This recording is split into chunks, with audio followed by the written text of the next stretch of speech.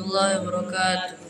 عن أمير المؤمنين أبي حفص عمر بن الخطاب رضي الله عنه قال سمعت رسول الله صلى الله عليه وسلم يقول إنما الأعمال بالنيات وإنما لكل امرئ ما نوى فمن كانت هجرته إلى الله ورسوله فهجرته إلى الله ورسوله فمن كانت هجرته للدنيا يصيبها أو امرأة ينكحها فهجرته إلى ما هاجر إليه. Dari Amirul Mukminin Abu Hafs Umar bin Al-Khattab radhiyallahu anhu.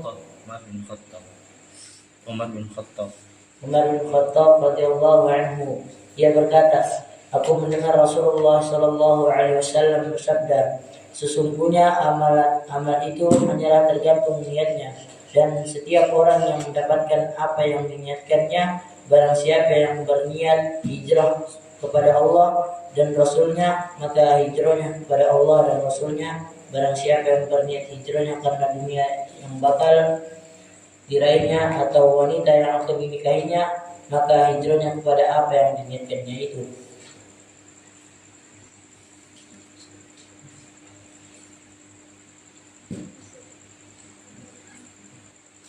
Assalamualaikum warahmatullahi wabarakatuh. Waalaikumsalam warahmatullahi wabarakatuh. Ini harusnya dibaca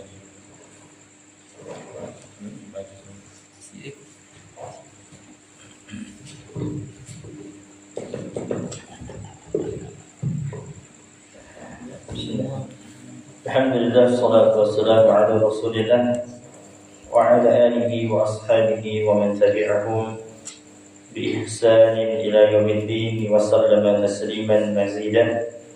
Alhamdulillah أيها الإخوان والأخوات rahimani wa rahimakumullah. Telah dibacakan kepada kita salah satu hadis yang kita ambil, kita nukil dari kitab Arba'in An-Nawawiyah karya Al-Imam An-Nawawi, yang mana biasanya pada malam setelah sholat isya kita membaca tafsir Quran. Insyaallah setiap malam kita selang-seling ya antara tafsir dengan membaca syarah hadis, ya, antara tafsir Quran dengan syarah hadis.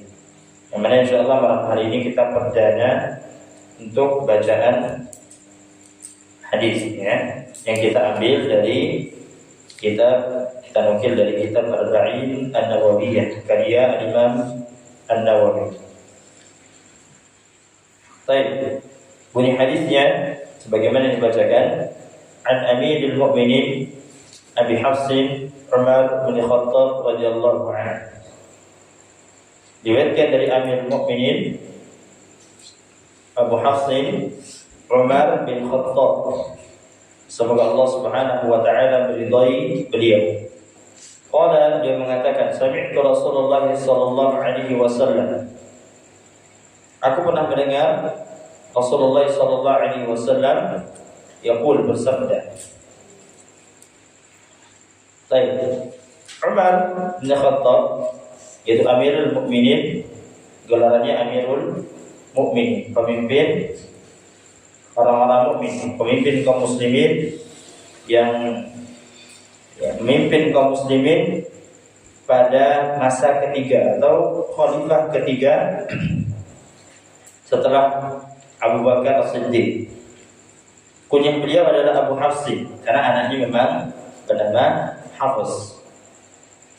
Yang mana Umar bin Khattab radhiyallahu anhu memiliki nama lengkap yaitu Umar bin Khattab bin Nabil bin Abdul Uzza. Umar bin Khattab bin Nabil bin Abdul Uzza. Umar bin Khattab radhiyallahu anhu, ikhwan dan akhwat sekalian, beliau terlahir di kota Mekah. Memang asli orang Mekah, ya, dari Bani Adi, yang mana Bani Adi ini salah satu rumpun suku Quraisy. Jadi Umar bin Khattab ini sukunya memang suku Quraisy dari Bani Adi. Yang mana orang tuanya, itu orang tua Umar bin Khattab radhiyallahu anhu, bernama Khattab bin Nufail Al-Quraisy. Khattab bin Nufail Al-Mahzumi Al-Quraisy. Itu nama bapaknya. Adapun nama ibunya itu Hantamah bin Hashim. Hantamah bin Hashim.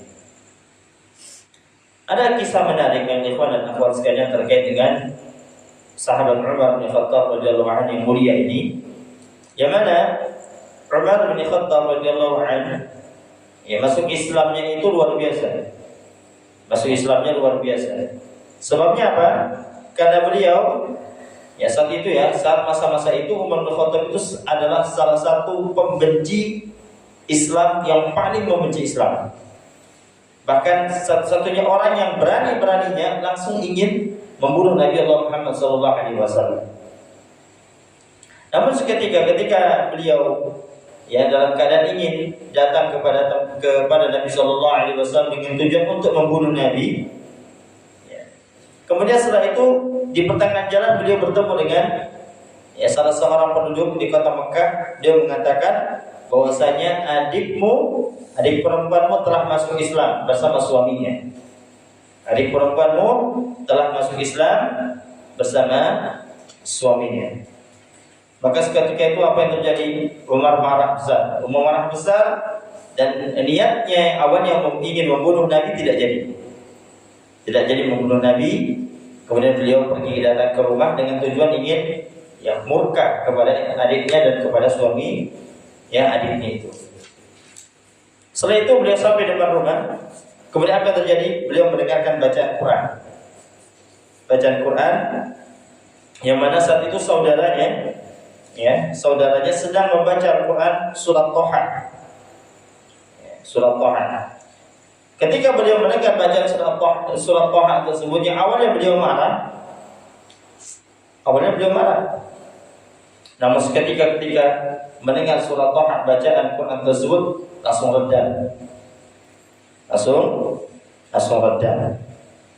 Dan tidak jadi memukul. Dan beliau langsung reda dan penasaran sehingga beliau masuk ke dalam rumah. Salam, saya ulangi. Beliau awalnya dan beliau marah ketika saudaranya membaca Thaha tadi. Kemudian apa yang terjadi? Beliau masuk ke dalam rumah kemudian memukul saudaranya sampai berdarah.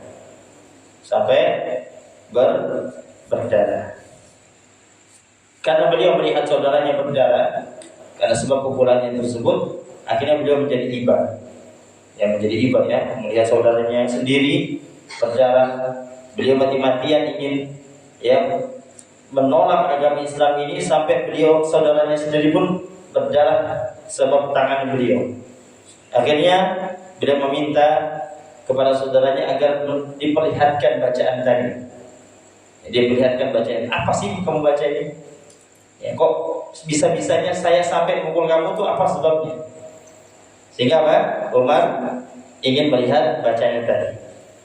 Kemudian akhirnya saudaranya memperlihatkan bacaan tadi, dan akhirnya terguncanglah hati Umar karena sebab bacaan Al-Quran tersebut.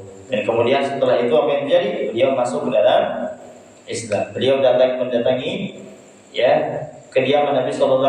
Saat itu beliau masih memegang pedang. Sehingga ketika beliau sampai di depan pintu rumah, yang mana di dalam rumah Nabi Muhammad SAW itu ada beberapa sahabat, di antaranya ada Hamzah, pamannya Nabi. Pamannya Nabi sudah masuk Islam saat itu. Pamannya Nabi ketika itu sudah bersiap-siap. Hamzah itu orang pemberani, Umar juga orang pemberani. Ditunggu, mana? Masuk silakan. Belum jual, belum beli. Gitu maksudnya. Tapi akhirnya ternyata ketika beliau dibukakan pintu, kemudian sempat dicekik, artinya ditahan sama Hamzah. Ternyata Umar mengatakan, saya ingin ketemu dengan Nabi Muhammad. Saya ingin masuk ke dalam Islam. Yang luar biasa bagaimana kisah masuk Islamnya yaitu sahabat Umar radhiyallahu anhu. Kemudian ikhwan dan akhwat sekalian, kita masuk kembali ke dalam hadis. Suatu ketika Umar bin Khattab radhiyallahu anhu pernah mendengar Nabi sallallahu alaihi wasallam bersabda, yang mana isinya adalah innamal a'malu binniyat.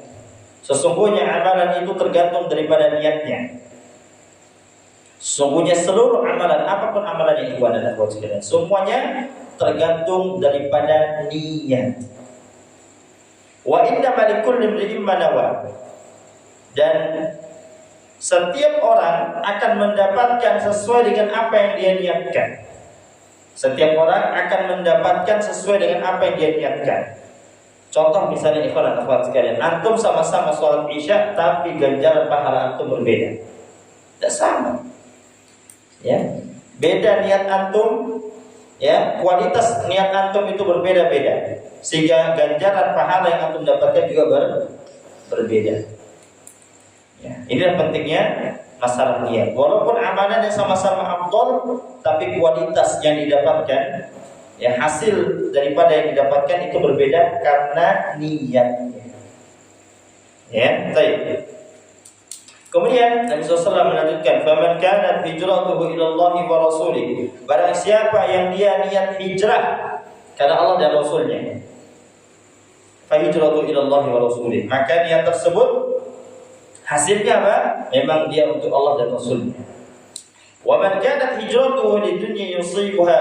Barang siapa yang hijrahnya untuk dunia, ya, untuk mendapatkan dunia yang ingin dia raih, aw imra'atin yankihuha, atau seorang wanita yang ingin dia nikahi, dia hijrah untuk, ya, pertama dapatkan dunia saja, atau dia hijrah untuk mendapatkan seorang wanita yang ingin dia nikahi, fa hijratu ila ma hajara ilaihi, maka hijrahnya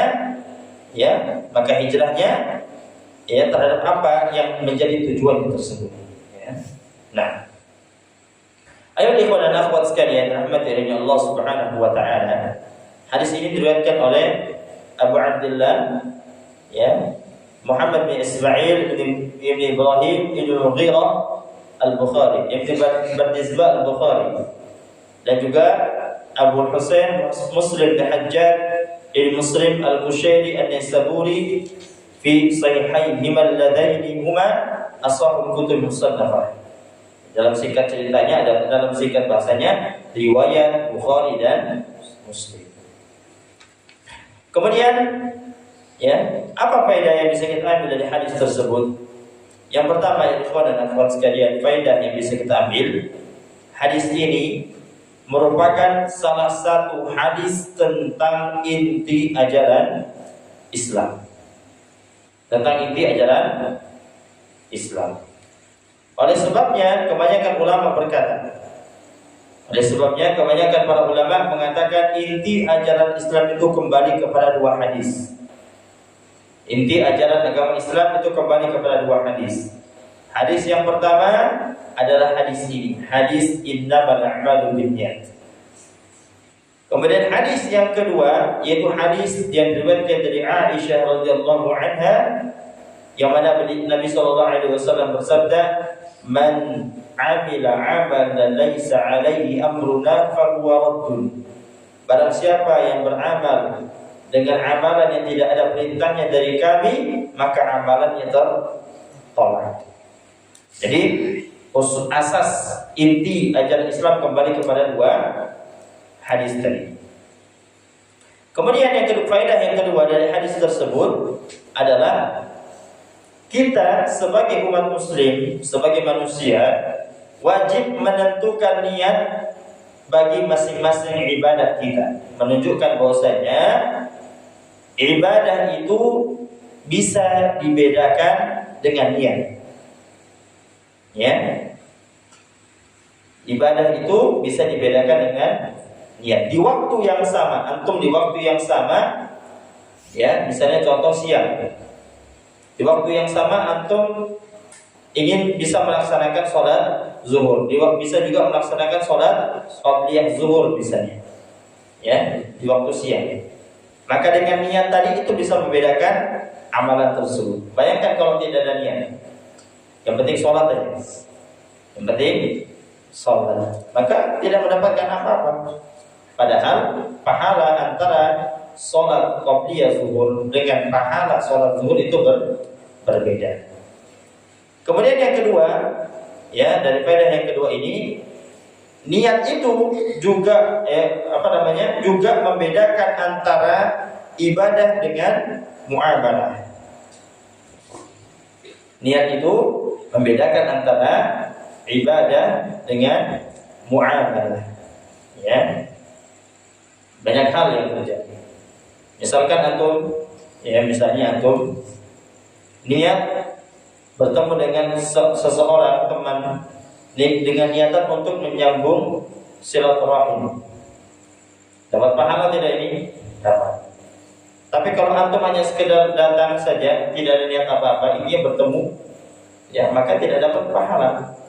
Karena di sana tidak ada niat untuk hal-hal yang berhubungan dengan ibadah. Karena itu hanya sebatas muamalah. Sampai sini paham? Nah, kemudian faedah yang ketiga dari hadis tersebut. Hadis ini sangat mendorong kita untuk selalu apa? Ikhlas, selalu ikhlas. Ini Ustaz selalu tekankan kepada antum, selalu ikhlas dalam setiap keadaan. Khususnya dalam perkara ibadah ini harus selalu ikhlas. Ya, selalu ikhlas. Sebab apa? Sebab Nabi Muhammad SAW membagi manusia itu kepada dua macam. Manusia itu terbagi kepada dua macam. Yang pertama, manusia yang menginginkan dengan amalnya wajah Allah Subhanahu wa ta'ala dan balasan akhirat. Ini manusia yang pertama. Golongan yang pertama yaitu manusia mereka yang melakukan suatu amal ibadah, amalan tertentu mengharapkan wajah Allah dan mengharapkan balasan di akhirat. Adapun golongan yang kedua adalah manusia yang mereka tidak mengharapkan wajah Allah, justru sebaliknya. Mengharapkan siapa?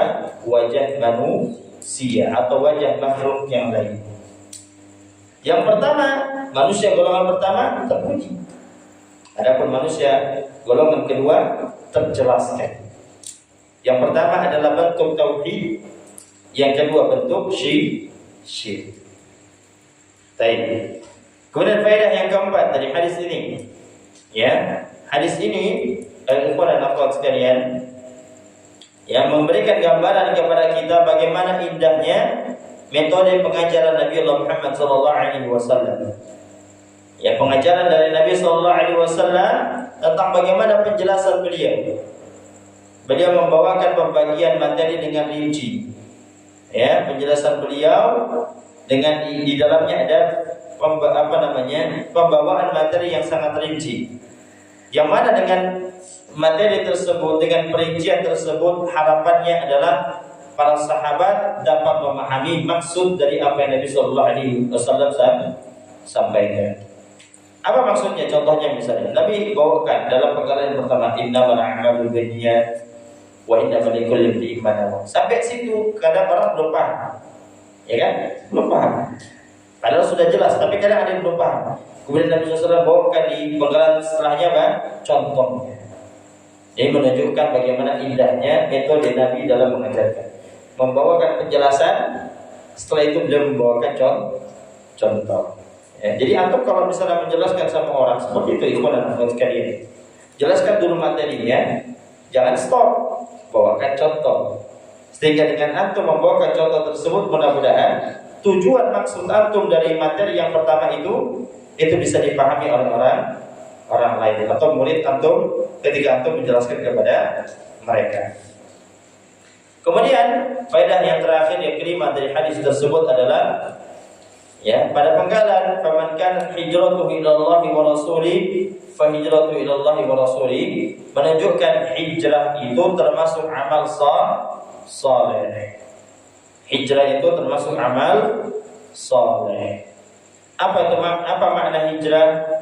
Makna hijrah itu adalah berpindah, intiqalul mar'i min baladil kufri ila baladil Islam. Ya, perpindahan manusia seseorang dari negeri yang kufur kepada negeri kaum muslimin. Itu kalau secara zahir pindah. Adapun kalau makna lainnya adalah perpindahan seseorang dari perbuatan sayyi'at kepada perbuatan hasanah, perbuatan yang buruk kepada perbuatan yang baik. Ini hijrah. Ya, sekarang posisinya antum sudah hijrah belum? Insyaallah sudah ya. Kalau antum ternyata mengatakan dari antum hijrah, tapi dalam hijrahnya antum itu seperti hijrah sambal, main-main, berarti antum belum hijrah. Di sini Nabi SAW membawakan bagaimana pentingnya kita dalam hijrah itu dengan niat yang tulus. Karena hijrah itu ada dua. Ada hijrahnya betul-betul mengharapkan Allah Subhanahu wa taala, ada juga hijrah mengharapkan pujian manusia, mengharapkan dunia. Sehingga apa? Nabi SAW sebutkan yang kalau niatnya Allah, Allah. Yang niatnya manusia dia akan dapatkan itu. Ya, dia akan dapatkan itu. Tapi di akhirat nanti balasannya berat di sisi Allah Subhanahu wa taala. Bagi orang-orang yang hijrahnya, amalannya untuk kepada selain Allah Subhanahu wa taala. Kemudian ada ikhwan dan akhwat sekalian, terakhir adalah bahwasanya hadis ini ya sangat penting bagi kita semua untuk senantiasa ya memperhatikan niat. Ini penting sekali ikhwan dan akhwat sekalian. Setiap gerakan sholat kita misalnya, perhatikan niat antum. Tanyakan dulu. Tanyakan sama diri antum. Saya sholat untuk apa? Saya melakukan ini untuk apa? Kalaulah ternyata yang antum lakukan ini hanya untuk sekedar menjalankan kewajiban saja, tidak mengharapkan pahala dari Allah Subhanahu wa taala, maka tidak ada manfaatnya di sisi antum. Dan Allah Subhanahu wa taala tidak memberikan ganjaran yang besar. Tapi kalau antum ternyata benar-benar niatnya untuk Allah Subhanahu wa taala, atau sudah memaksimalkan semua itu memang niat hanya untuk Allah Subhanahu wa taala, maka ganjarannya di sisi Allah Subhanahu wa taala begitu besar. Sebagaimana yang kita sebutkan dalam hadis, dalam firman Allah Subhanahu wa taala dalam pelajaran tafsir kemarin, ya, barang siapa yang mengerjakan amalan kebaikan seberat biji zarrah, apa yang terjadi? Maka dia akan melihat balasannya. Ini yang kecil, bagaimana kalau yang besar? Tapi perhatikan, mengerjakan kebajikan butuh niat yang benar. Percuma kita melakukan amalan baik tapi ternyata niat kita salah. Ini berbahaya. Ini berbahaya. Baik, barakallahu fikum. Ini yang bisa saya sampaikan malam hari ini dari hadis yang pertama. Jadi kutipan ya dari kitab Arba'in An-Nawawiyah, itu hadis dengan tema amalan itu tergantung kepada niatnya. Innallaha wa malaikatahu yusholluna 'alan nabi ya ayyuhalladzina amanu shallu 'alaihi wa sallimu taslima. Aqulu qali hadza fastaghfiru wa lakum wa lisa'iril muslimin innahu ghafurur rahim. Aktafi laka fadhil majlis. Alhamdulillahirabbil alamin. Subhanakallahumma wa bihamdika asyhadu an la ilaha illa anta astaghfiruka wa atubu ilaik. Assalamualaikum warahmatullahi wabarakatuh.